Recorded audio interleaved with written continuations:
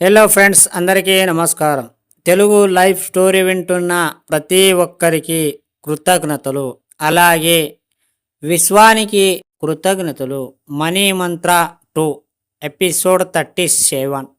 జ్ఞానం, వైరాగ్యం, సిద్ధార్థం, భిక్ష దేహాన్ని పార్వతి అన్న పూర్ణష్టకంలోని ఒక సర్గం మనకి ఏమి నేర్పుతుంది?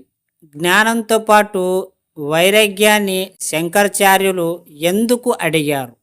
ఆకలిగొన్నవాడు అన్నం గురించి ఆలోచిస్తాడు, తిన్నాక ఆకలి గురించి మరచిపోతాడు.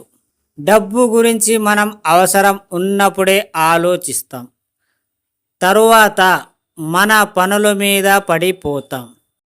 మరి ఎప్పుడు సరిపడా డబ్బు, భోజనం ఉంటే దాని గురించి ఆలోచనే రాదు కదా. ఎప్పటికీ తిరగని ధనం నిన్ను అహంకారం పూరితంగా మార్చుతుంది. దాన్ని ఎలా వినియోగించాలి, ఎంతవరకు అనే జ్ఞానాన్ని ఇవ్వమని అర్థం. మరి వైరాగ్యం సంగతేమిటి? వైరాగ్యం అంటే అందరూ అన్నీ వదిలి వెళ్ళడం అనుకుంటారు. అసలు విషయం ఏమిటి అంటే, అన్నీ చూసిన వాడికి ఇంకా చూడటానికి ఏమీ మిగిలినప్పుడు అది వైరాగ్యమే అవుతుంది. ఇక్కడ వైరాగ్యం అంటే సంపూర్ణత్వం అనే అర్థం వస్తుంది.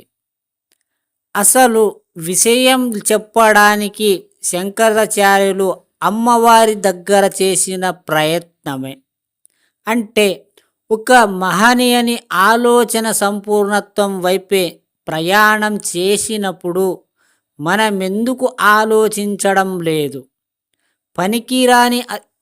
పనికిరాని లంపటాలు అన్ని పెట్టుకుని సమస్యల్లో ఇరుక్కుపోవడం తప్ప ఏ రోజైనా సంపూర్ణత్వం గురించి ఆలోచించావా?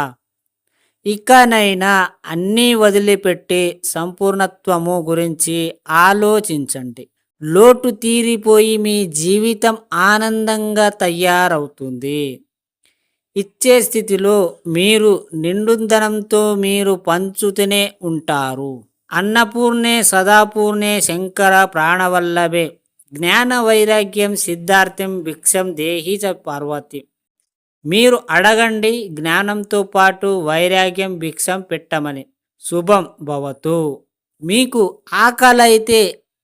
ఆకలి అయితే దాని గురించి మాత్రమే ఆకలి గురించి ఆలోచిస్తారు. అదే నీకు ఆకలి తీరిపోయాక ఆ ఆకలి గురించి మళ్ళీ దాన్ని ప్రయత్నం చెయ్యవు, అది అక్కడికే మరిచిపోతావు. అదే విషయంలో డబ్బు కావచ్చు, డబ్బు గురించి అయినా మీరు అంతే. ఏదైనా ఒక సమస్య వచ్చినప్పుడు అక్కడ డబ్బు కావాలి అన్నప్పుడు అప్పుడు మీరు టెన్షన్, తకమక, పరేషాన్ అవ్వడం మొదలవుతుంది. అంతకుముందు మీరు ఎప్పుడు కూడా డబ్బు గురించి ఆలోచించలేదు. సో ఏదైనా ఒకటి నీకు సమస్య వచ్చినప్పుడు మాత్రమే దాన్ని మీరు వెతకడం మొదలు పెడతారు కదా. ఇక్కడ ప్రతిరోజు ప్రతిసారి మీరు డబ్బు గురించి మాత్రమే ఆలోచించాలి.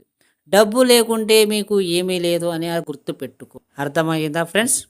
ఈ స్టోరీ విన్న ప్రతి ఒక్కరికి మనస్ఫూర్తిగా కృతజ్ఞతలు.